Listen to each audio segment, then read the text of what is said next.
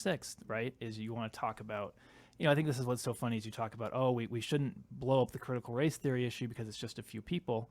Well, there's a few hundred people at January 6th who do something horrible, and then all of a sudden that becomes, basically applied to the Republican Party at Sure. large. So I would say that in a classroom, a teacher that might be teaching critical race theory is far different than somebody who goes into the Capitol who wants to kill Mike Pence. That's not what it's the scope, right?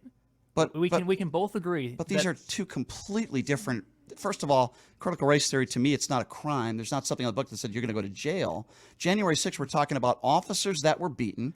It's the scope, right? It's the scope that's concerning. You've got the few hundred people at the Capitol building who 700 people have been arrested. 700 people. Yes. Who did people the wrong died thing. that day. They were, well, I mean, let's not go too far down the rabbit hole, right? The only person who died that day was shot. Not true. There was a woman that was trampled that day as well. That's not true. There was a woman that was trampled that day as well who died.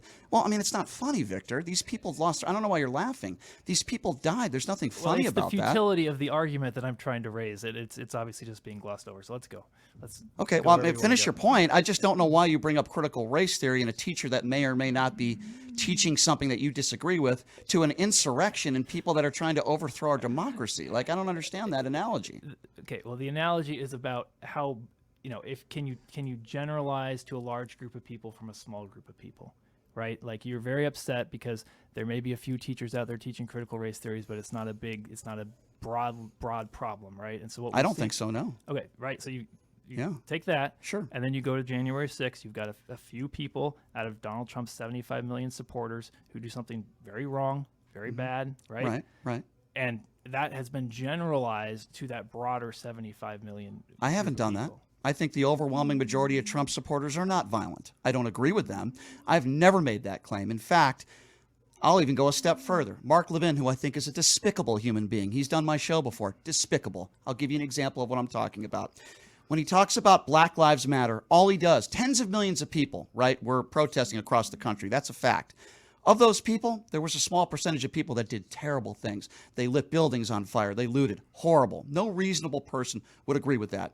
But he takes the entire scope of Black Lives Matter. They're all Marxists. They're all criminals. They're all terrible. But when talking about January 6th, he'll never say that about January 6th. And you know what? I agree with him. There were 100,000 people there that day. The overwhelming majority of those people, even though I might disagree with their politics, they're not criminals. There were 700 people that did that. But when you ask Republicans about Black Lives Matter, they'll take the entire scope as a bunch of thugs. But when we talk about January 6th, I'm not going to say all those people were white supremacists. Some of them were. A small percentage of those people did something horrible. Why is it Republicans want to paint the broad stroke that Black